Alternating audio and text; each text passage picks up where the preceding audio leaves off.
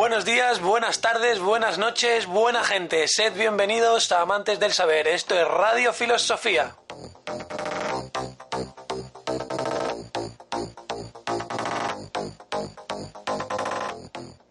Hemos llegado para traer la filosofía al presente, usándola como compañera de viaje en nuestras vidas.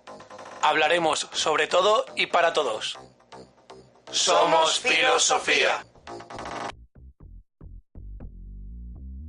Hola, muy buenas tardes a todos. Hoy vamos a hacer un programa sobre un personaje fantástico y trascendental en la historia de España y probablemente del mundo en general, del mismísimo Alonso Quijano, Don Quijote. ¿Qué nos puedes decir, Raquel? Bueno, que esto nos afecta realmente a todos, porque ¿quién no se ha enamorado de una persona a la que no conocía en el colegio, por ejemplo, de pequeño, una persona a la que en realidad no conocía en profundidad, pero por la que sentía un amor idealizado? ¿Quién no ha tenido un sueño imposible al que ha perseguido con ansia? ¿Quién no se ha sentido incomprendido alguna vez por el resto de personajes?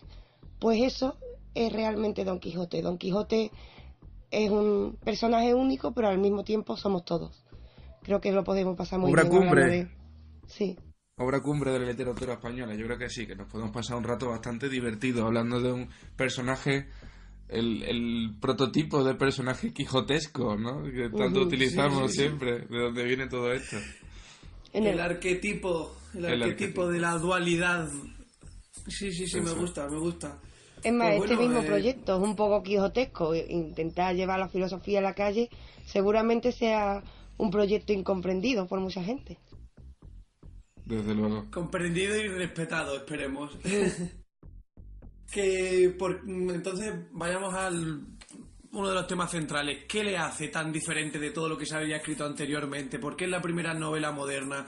¿Por qué siempre se habla del Quijote como a un nivel literario muy por encima del resto de obras anteriores y coetáneas?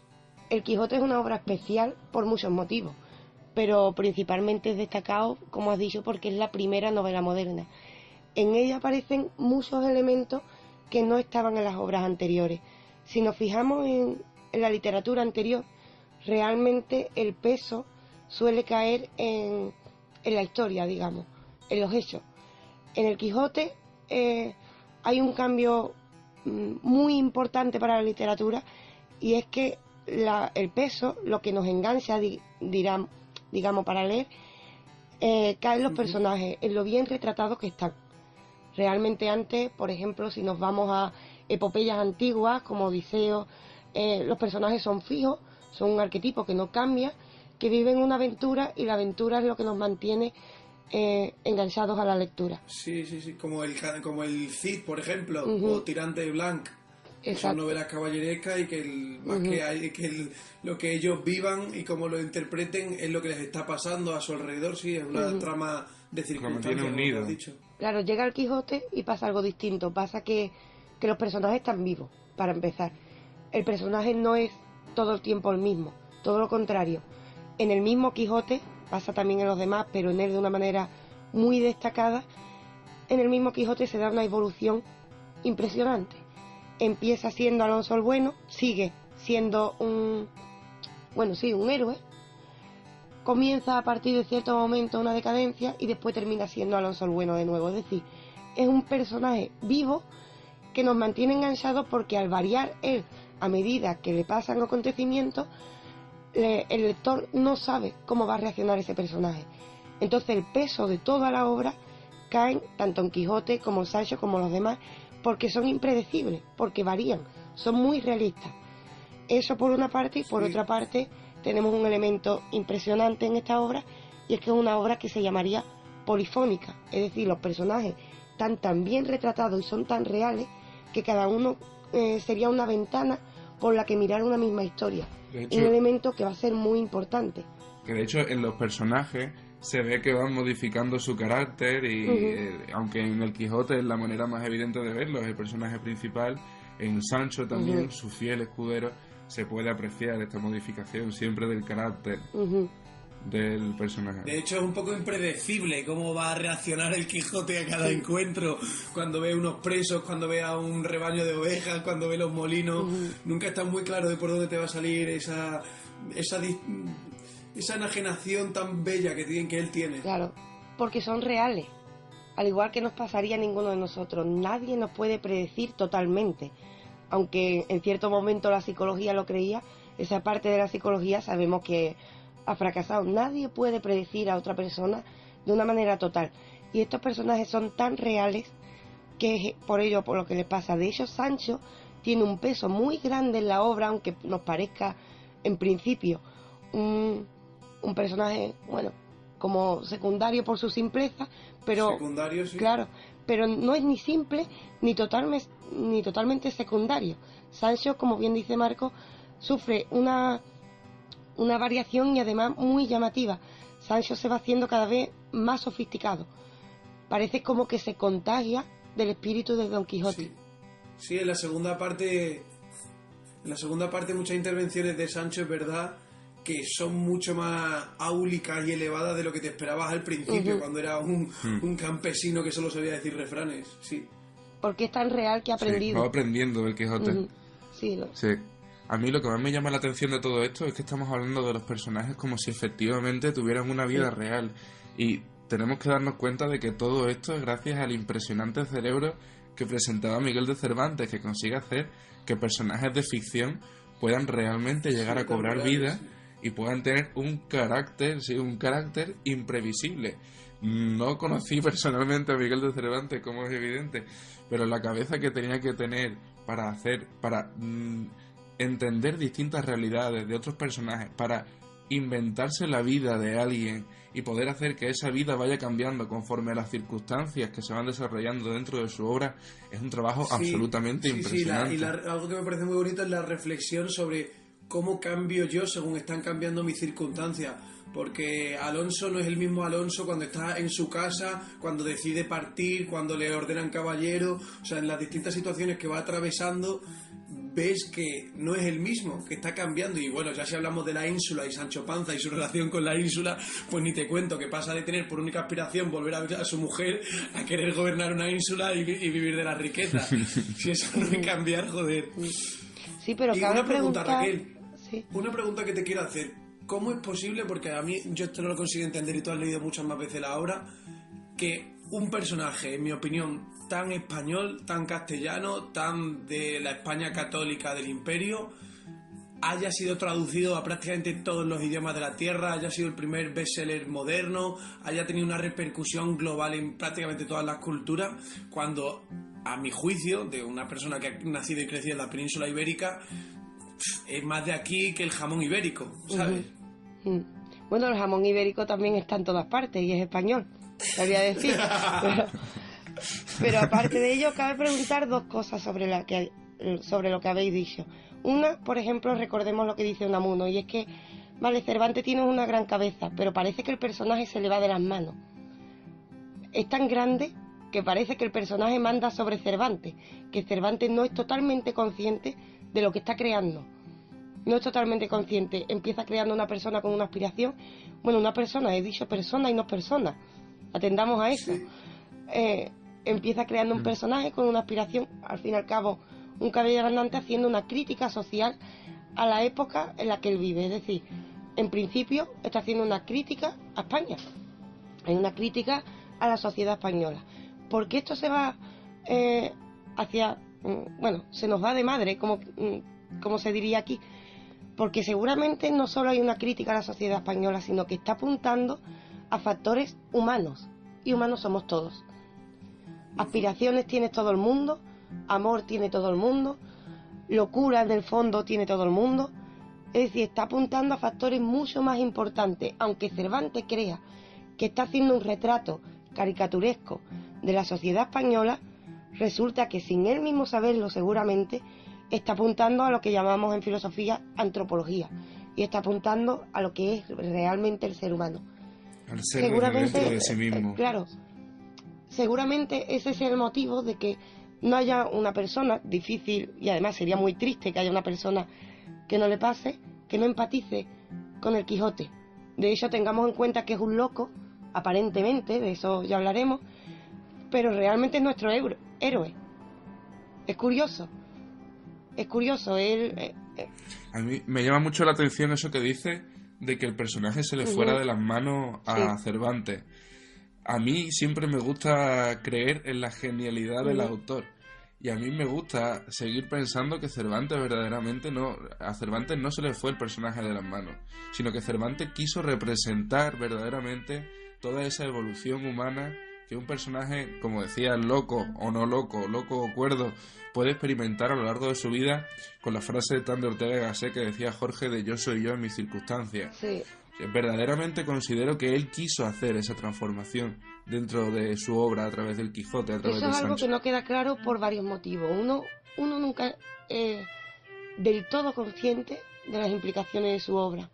Quiero decir, el yo soy yo en mis circunstancias, que tiene relación con Cervantes y con el Quijote, en el fondo, esa frase llega mucho después del Quijote.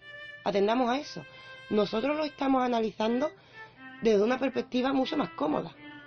Metámonos en el cuerpo, después, sí. claro, metámonos en el cuerpo y en la situación de Cervantes.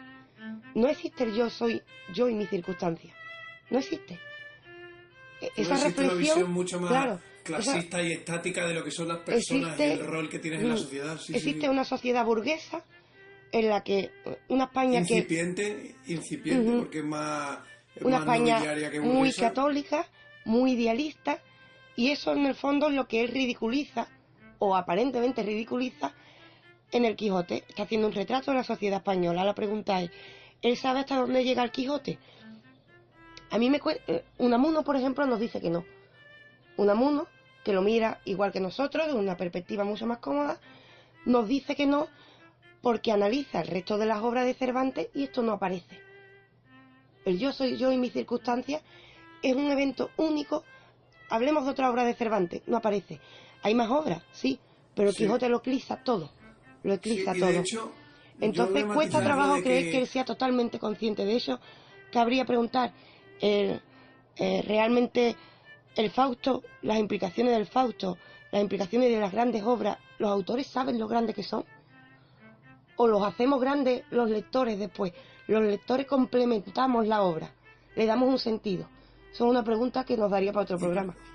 Y precisamente matizándolo de si se le fue de las manos o no, yo rompería una lanza a favor de que sí se le fue de las manos, en el punto de que la segunda parte que se escribe y publica después del Quijote de Avellaneda y para demostrar quién es el verdadero autor, etcétera, etcétera, etcétera, es donde se ve el cambio más profundo que ha experimentado el Quijote. O sea, Cervantes no tenía pensado escribir la segunda parte. Y cuando las circunstancias que le rodean y la publicación de un libro apócrifo, que no sé si es la primera novela que dio un libro apócrifo, pero me suena que me dijiste que sí, Raquel, esa circunstancia es lo que le fuerza a él a escribir una segunda novela. Y esa segunda novela, en vez de seguir la estela que había dejado la primera, da un giro prácticamente de 180 grados, lleva a Quijote a vivir, a romper con su idealismo, a quitarse el velo de todo ese juego en el que ha estado participando durante la primera novela, y encontramos a un Sancho que no quiere dejar de jugar, que ha decidido que jugar es mucho más divertido que ser un campesino. Porque tenemos las dos Españas. Tengamos en cuenta una cosa, la sociedad española, nosotros los tres pertenecemos a ella, así que tampoco podemos ser totalmente objetivos, pero corregirme si me equivoco, la sociedad española es una sociedad, al menos hoy, dividida. Y esto es algo que viene muy atrás. Que viene siendo de siempre, sí. Claro, esto no es Desde que algo España nuevo. es España. Seguramente pasa en otros países y otras sociedades. No vamos a decir que estamos por encima o somos especiales en este sentido. Pero está especialmente dividida. Normalmente suele ser, como mínimo, suele haber dos bandos. Él, en el caso del Quijote, está representando idealismo, por un lado, la España católica, y por otro lado están apareciendo corrientes realistas. El idealismo sería Quijote, el realismo sería Sancho. En el fondo, él nos presenta un Quijote que el idealismo es ridículo, pero al mismo tiempo es encantador. Y al mismo tiempo nos presenta un realismo que es muy feo y es muy tosco, pero es el que termina aparentemente venciendo. De hecho, cómo entran en el juego los adversarios que se enfrentan al Quijote de ese idealismo, cómo participan de su locura, porque a pesar de que el supuesto loco sea Don Quijote, cualquiera que se enfrenta a él o lo encuentra en el camino le sigue el rollo, ¿sabes? O sea, el dueño de la venta le ordena caballero.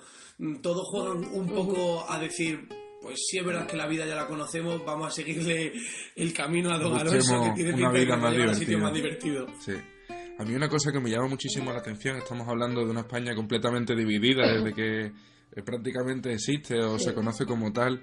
Estamos hablando de una obra súper particular que se centra en el humanismo, como una obra de estas características en una España de la época en la que Miguel Cervantes lo escribió, fue capaz de sobrevivir al fuerte peso de la historia, sobre todo a las obras que no encajan con lo que es normal o con lo que es considerado normal en su época. ¿Por qué sucede esto?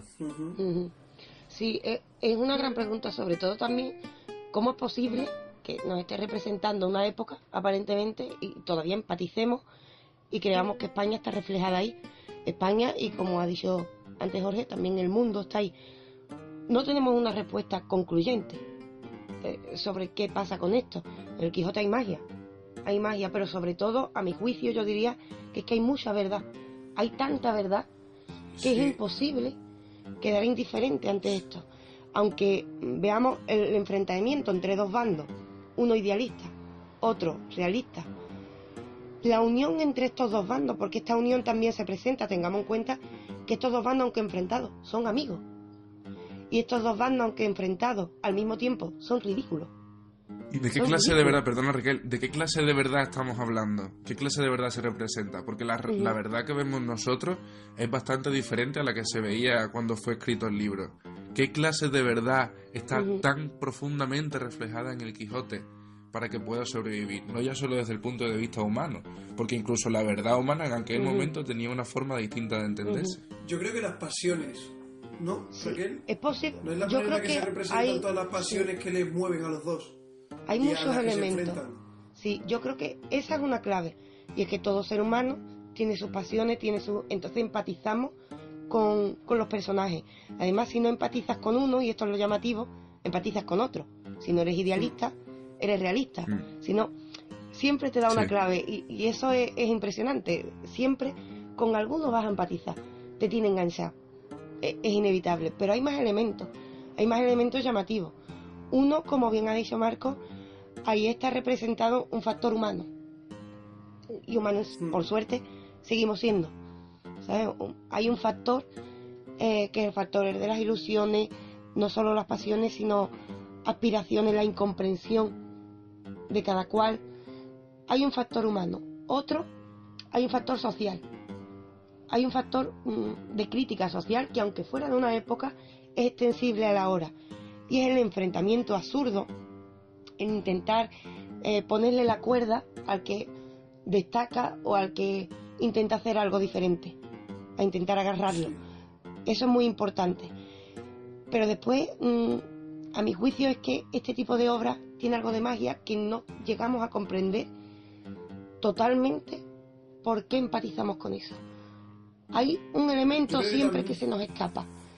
Hay un elemento que es el de la genialidad. A mí solo me vienen preguntas hablando de este hombre. Algo que me gusta... Solo me llegan preguntas. Algo que me gusta mucho y creo que lleva mucho a empatizar respecto a cómo eran las novelas de caballería antes, bueno, y cómo eran las epopeyas, cómo es la Divina Comedia, cómo son todos estos grandes clásicos, y es que hay constantemente un enfrentamiento, una dialéctica, una contraposición de posiciones distintas. No es que unos sean buenos y otros sean malos, no es una cuestión de bien y mal, es una cuestión de perspectivas, de posiciones, de maneras de verlo, de maneras de entenderlo. Los enfrentamientos que va teniendo el Quijote con personas de muy distinta condición, desde nobles que se ríen de él hasta los titiriteros que medio se apiadan de él, o el propio Sancho que pasa de no creerse una mierda a admirarle y tenerle en un altar. La manera en la que se van enfrentando estas posiciones mucho más sutiles que el bueno y el malo, mucho más grises que blanco y negro, creo que es lo que va generando esta cosmovisión tan rica a la hora de meterte en la obra, que no te quedas en una esquina o en la otra, sino que te pones en el centro del salón para que tú mires hacia todos lados. Me encanta lo de cosmovisión, creo que le encaja perfectamente a la obra y que lo resume bastante bien. Me ha gustado bastante eso de verlo dentro de los matices grises, porque sí que es verdad que ayuda bastante a entender mejor de qué manera o por qué esta obra puede ser aceptada por todos los países, como decíamos antes, por todas las culturas, siendo Es que a tan mí distintas. eso me llama mucho la Es atención. más. Siempre que lees alguna biografía de cierto tipo de personajes, yo que sé, pues Goethe a lo mejor, Víctor Hugo, gente muy variada y que todos tuvieron el Quijote por referencia y probablemente ninguna novela cervantina más, y si me apuran, pocas más obras literarias españolas. Pero el Quijote se ha hecho un podio a su medida. Un podio además inalcanzable. A mi juicio no va a haber otro Quijote. Se convierte Por esa cuando magia un- también que comentabas antes. Claro, a Es eso un me libro refiero con algo magia. inexplicable. Cuando un personaje literario se convierte en arquetipo, ha cambiado el nivel. De repente está en la psique de todo el mundo, lo haya leído o no. Aunque hay gente que no lo ha leído seguramente y que nos escucha, sabe quién es Don Quijote y sabe qué quiere Don Quijote. Y sabe en el fondo qué representa, que representa la lucha por un ideal. Cómo ha conseguido traspasar las hojas de un libro. Hay un elemento importante en este punto que es la realidad a la que antes nos referíamos, relacionada con la cosmovisión, y que es muy llamativo. Es cierto que él nos muestra, los personajes están tan bien retratados como hemos dicho, nos muestra distintas facetas de la realidad a través de la ventana de la visión de cada personaje. La visión de Sancho es una, por ejemplo, Sancho ve una cateta que se llama Aldonza. La visión de Quijote ve a esa misma persona, pero la llama Dulcinea. Cada personaje nos muestra una realidad, pero curiosamente todos tienen parte de verdad. Ninguno está totalmente equivocado, ni ninguno es totalmente acertado, lo que nos invita a llegar al consenso a través de un narrador que nos lo muestra desde una perspectiva externa, y lo que nos invita a reflexionar sobre una cosa. Si aplicamos esto a la realidad, por ejemplo, actual, las posiciones políticas o las posiciones en cualquier otro ámbito, puede que aludan a lo que ya Ortega años más tarde llamará intersubjetividad, es decir, la verdad se construye a partir de distintas parcelas de verdad de cada uno de nosotros. La verdad está en el diálogo. Esa es la pregunta De hecho, que nos da Don Quijote. Entrando mucho en ese argumento, es lo bien que gestiona Cervantes la locura o la supuesta locura de Don Quijote, porque en realidad yo creo que es como un comodín para evitar la censura de la época, para poder atacar en cierto sentido, criticar actitudes de la iglesia, de la nobleza, porque esa locura de Don Quijote es muy interpretativa, es todo muy subjetivo. Realmente no sabemos si está loco o le apetece hacerse el loco. Lo que sí está claro es que esa locura es lo que le permite enfrentarse a todas las instituciones sociales de su momento, algo que en cualquier otras condiciones no se podría haber hecho, porque tú no puedes exponer que un héroe va en contra de lo establecido. Eso rompería completamente con la Inquisición, con la Contrarreforma y con toda la época en la que se escribe esta obra. Sin embargo, jugueteando con esta locura, con esta manera de percibir, de cuestionar, entra mucho más lo que tú has dicho, la intersubjetividad, el dar valor a todas las posiciones sociales sin que eso reste valor a las otras. Esto ya lo hemos tocado, creo que ya lo he comentado en otro programa, pero me gusta bastante tocar este tema. Habría que concretar exactamente qué es estar loco, o qué es lo que la sociedad suele considerar estar loco, porque si verdaderamente le echamos el ojo con calma a toda la obra del Quijote, comprobaremos que a lo largo de la obra el Quijote perfectamente empieza a razonar cuestiones que son ajenas a la caballería. Así que, como tú dices, Jorge, perfectamente puede ser tan solo un escudo que utilice Cervantes para poder hacer esa crítica social dentro de la España católica sumida en el conservadurismo que nos encontrábamos en ese momento. Y bueno, y de esa manera, como decíamos, pasar por toda esta censura. Pero verdaderamente, por eso también me cuesta a mi trabajo creer que se le fuera de las manos. Hace una crítica tan profunda a toda la sociedad, desde una perspectiva tan lógica, llevada hasta la locura, que a lo mejor lo que él pretendía es que nosotros tuviéramos esta duda, y no por nosotros, sino por sus coetáneos, que esta duda se plantease sobre si verdaderamente había sido un delirio, o si de verdad eran todas las cosas que Miguel de Cervantes verdaderamente podía pensar. Yo creo que ahí es donde está la gran cuestión. Estaba loco. Eso es locura. El ser el Quijote es estar loco. Sí, pero hay una cosa importante en lo que dice. Recuperemos lo que hemos dicho antes. Todas las visiones tienen algo de verdad. Y uniendo esas parcelas de verdad, aparece la verdad en mayúsculas, podría decirse. Tú dices que el Quijote, que Cervantes era consciente de lo que estaba haciendo. Yo digo que no, pero en el fondo tú llevas razón y yo también, si aprendemos de Cervantes. La llevamos los dos, es decir, él es consciente de que hay una Inquisición, de que tiene que hacer una crítica social necesaria para el cambio de país, y en ese sentido es verdad, Cervantes es consciente de lo que hace. Pero mi posición puede ser al mismo tiempo verdad, aprendiendo de lo que nos enseña Quijote y de lo que nos enseña Ortega, al decir de que él no esperaba que esto llegara tan lejos. Él no esperaba que esto se convirtiera en un arquetipo y un ideal. Él esperaba realmente, si utiliza la locura de Don Quijote para evitar la censura, es que espera que al estar loco nadie le haga caso.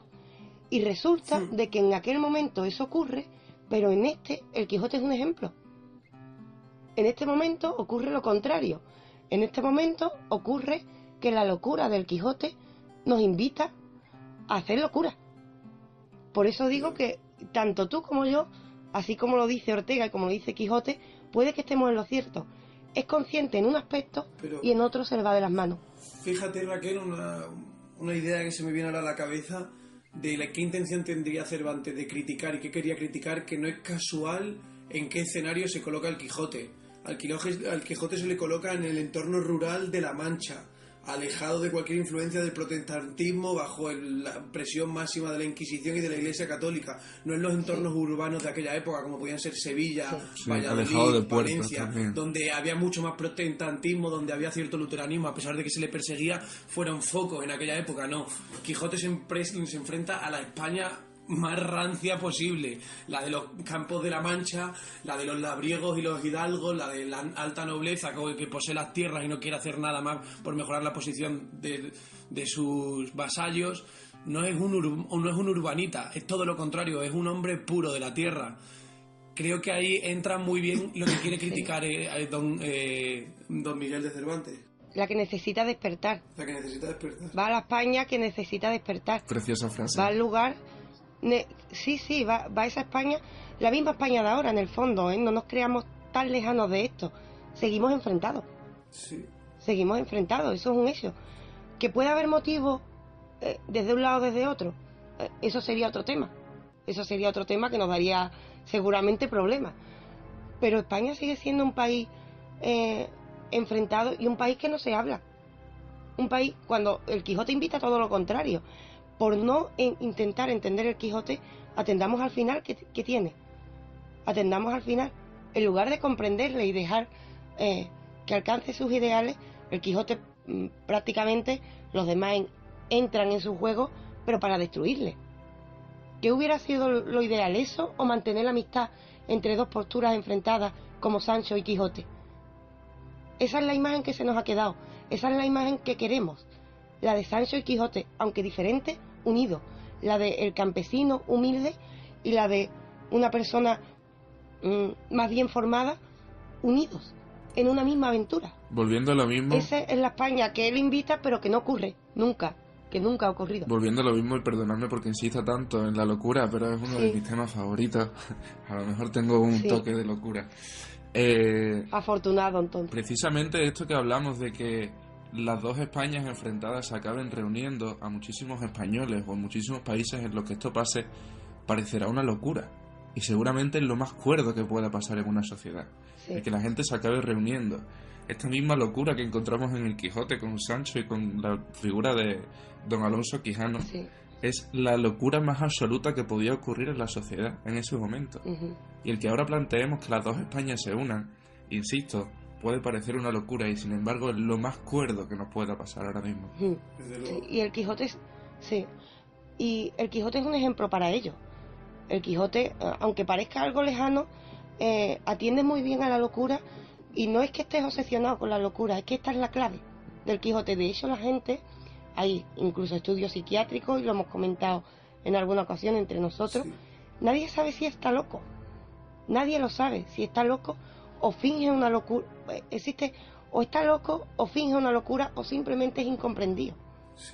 Simplemente el intentar dialogar con alguien contrario a ti, diferente a ti, parece una locura, pero lo es. Eso es una pregunta que queda en el aire. Además, en este sentido podemos acudir a la filosofía. Hay distintas interpretaciones del Quijote. Aparece un Ortega que nos dice, por ejemplo, que es necesario tener en cuenta las circunstancias en las que vivimos, y nos dice que el Quijote es un ejemplo en el sentido de que intentan cambiar la historia, porque Ortega también critica a España duramente e intenta cambiar su actitud y hacerla más cultural, pero critica al Quijote y dice que el Quijote es vencido porque no atiende a las circunstancias.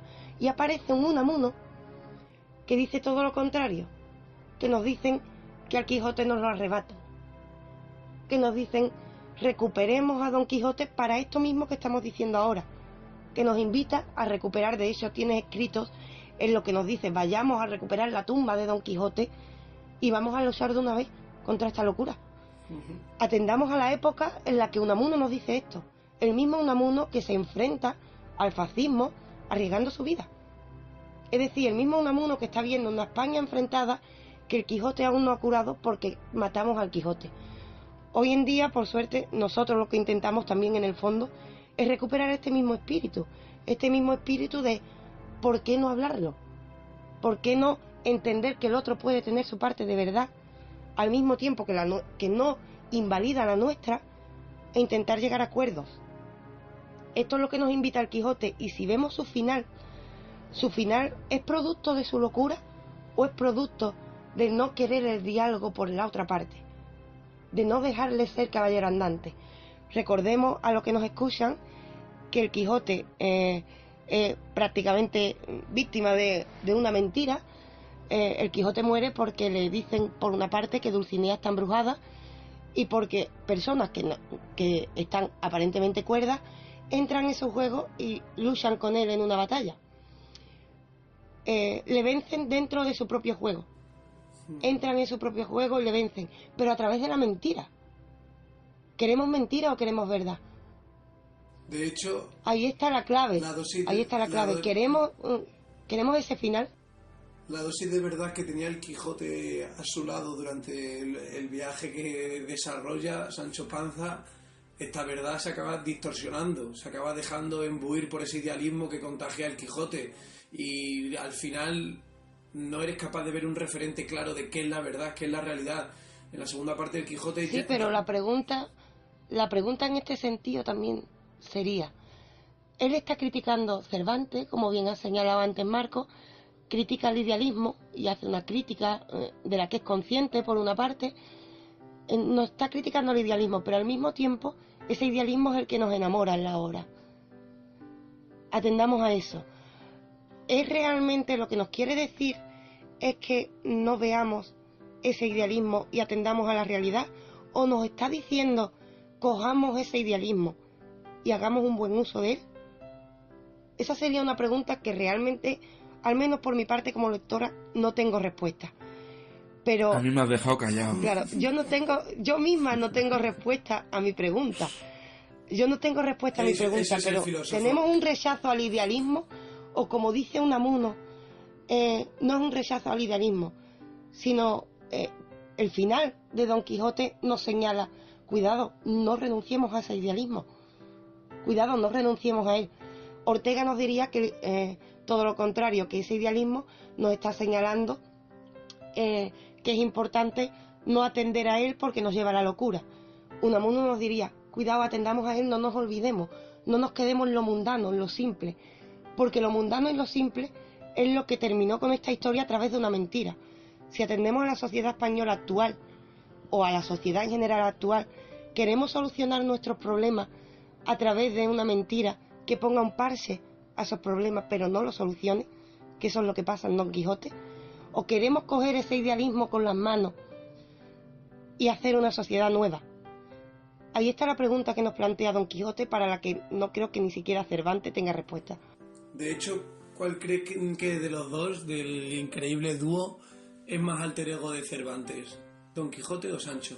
Yo apostaría que Sancho. Yo también, mira, yo apostaría que Sancho. Sancho. Don Quijote, pero sí, yo también creo que Cervantes se veía como más inevitablemente lúcido y de la tierra y de su presente. Sabemos por otras obras que Cervantes tiene tendencia al realismo, no al idealismo. Cervantes es un adelantado Por eso es tan importante también esta obra. Cervantes, en una época barroca, porque los personajes son barrocos, está adelantando lo que se llamará posteriormente Ilustración, nada menos.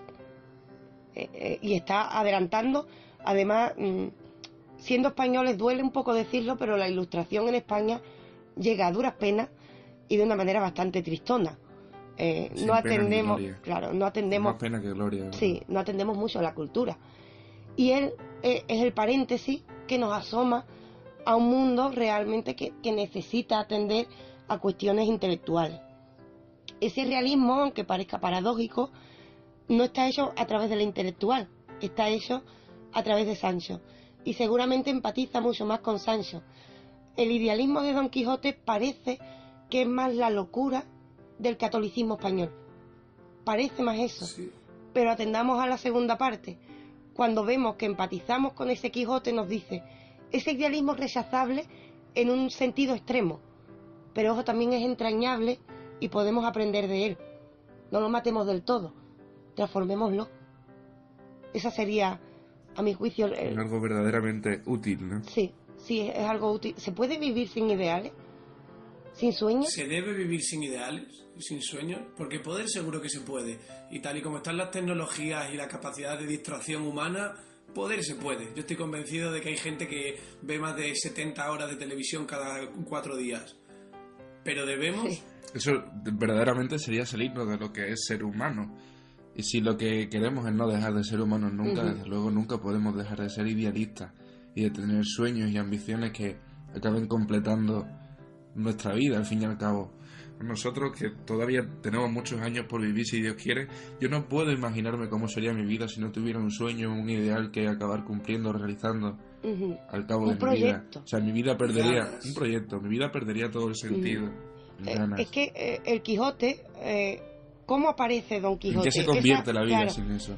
¿Cómo aparece? Ahí está la gran pregunta. ¿Cómo un hombre que se le llama Alonso el Bueno, es decir, un hombre perfecto moralmente, perfecto, amado en su pueblo, decide dejarlo todo, absolutamente todo, incluso la cordura, para cumplir un proyecto? Porque ese hombre ha decidido transformarse y ser otro.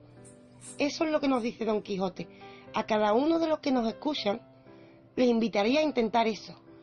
Les invitaría realmente a ese proyecto que tienen, que creen que es imposible, o a ese ser al que les gustaría llegar a ser como persona, les invitaría a intentarlo. Eso es lo que hace en Quijote. Realmente él termina muy mal, pero termina mal por culpa de los otros. Si todos cogemos ese mismo elemento, es decir, si todos aspiramos a mejorarnos o a ser otro, diferente, estar abiertos a transformarnos a nosotros mismos, ninguno acabaremos con nuestra propia locura. Escuchémonos los unos a los otros, respetemos la locura ajena y aprendamos de ella. Eso es lo que nos está diciendo. Si no, todos acabaremos o como Sancho, sin sueños prácticamente, a no ser que nos contagiemos de otro Quijote, o terminaremos simplemente locos pero muertos de cordura, que es como muere Don Quijote. Hay una frase de la segunda parte del Quijote que me parece que viene bastante a colación y que resume toda esa cordura, toda esa locura, que ninguno debemos perder, que dice: no le sacarán del borrador su locura cuantos médicos y buenos escribanos tiene el mundo. Él es un entreverado loco, lleno de lúcidos intervalos. Sí. Eso es lo que yo creo que todos y cada uno de nosotros tenemos que ser. Nuestra locura, nuestros ideales y nuestros sueños no pueden morir por muchos médicos o por muchas personas especialistas que intenten meterse dentro de nuestro cerebro, mientras sea esa clase de locura sana, una locura que te haga ser humano, que es lo más importante, lo que somos y lo que nunca debemos perder. Completamente cierto, completamente cierto. Y atendamos a un elemento importante, si no recuerdo mal, porque lo he leído tantas veces que puedo casi... Si no recuerdo mal, esa frase la dice un poeta. De hecho, la dice un poeta, sí. Y eso es un elemento importante. Sí. Si no recuerdo mal, compruébalo si lo tiene... Sí, ¿verdad? Eso es un elemento importante. El hijo de Verde Gabán. ¿Quién se da cuenta? Que era poeta. De que Don Quijote... Caballero Verde Gabán. Exacto, sí. Atendamos a quien se da cuenta de que el Quijote no tiene una locura clínica, que es lo que nos dice. Es decir, no se le puede quitar su locura porque no es clínica. Es la locura del alma. Eso es lo que nos está diciendo. ¿Y por qué se da cuenta un poeta? Porque el poeta va más allá. El poeta no es realista. El poeta también es un soñador. Entonces empatiza. Atendamos a ese tipo de detalles. Varios personajes, no es el único, dudan en la obra de si está loco. Sí. A pesar de que el narrador lo describe como loco. El narrador mismo lo describe como loco, pero en la segunda parte, el narrador mismo empieza a dudar. Empieza a presentarlo como entrañable. ¿Hablamos de locura clínica o hablamos realmente de la locura del alma? Podríamos llamarle, no sé qué es el alma, pero sabemos a qué nos referimos. Es decir, hablamos de el querer trascenderse a sí mismo, el querer ser otro. ¿Es una locura esto? Para Ortega, por ejemplo, sí, porque se olvida de las circunstancias.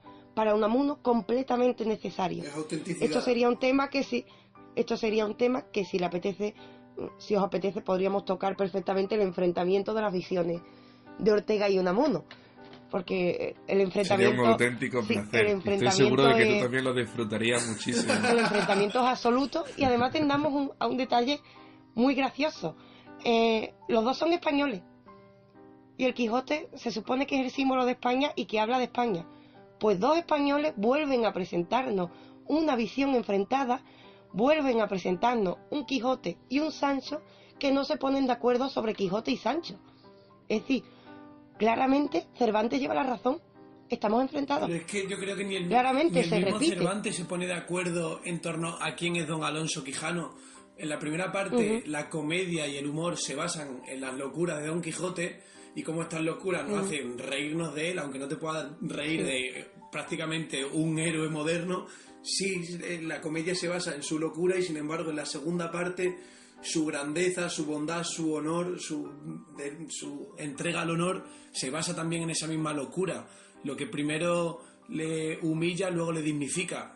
Ni Cervantes yo creo que sabe muy bien qué quiere hacer con la locura del Quijote, porque yo creo que le coge tanto cariño y tanto aprecio al personaje que no es capaz de seguir ridiculizándole. También cualquiera de nosotros, cualquier persona que se pueda considerar loca puede pasar por las mismas fases.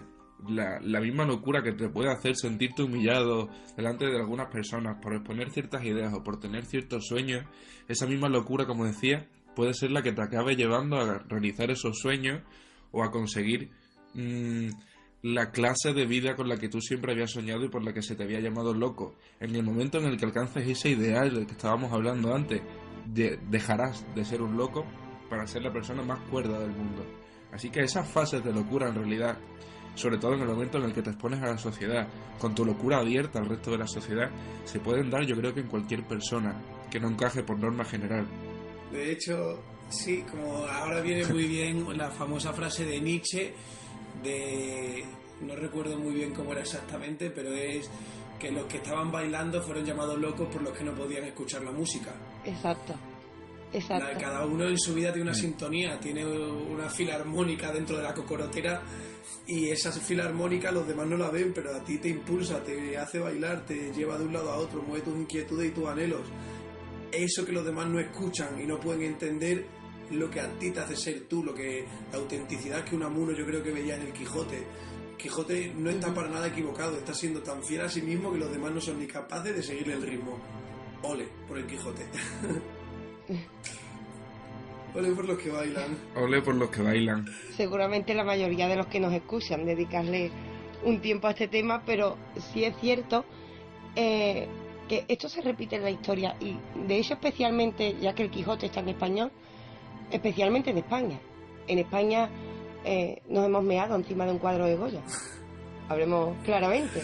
En España, el descubridor del arte rupestre es español y dijeron que las pinturas las había pintado él. Bueno, que se lo había inventado, que lo había pintado su hija. En España, una persona, no sé, que nos hablen desde otros países, qué visión tienen de su propio país y comparamos, sería maravilloso, pero en España no estamos acostumbrados, si alguien destaca, directamente señalado. Y si alguien destaca por genialidad, más aún. No sabemos si es porque nos molesta o simplemente somos incrédulos, somos Sancho Panza.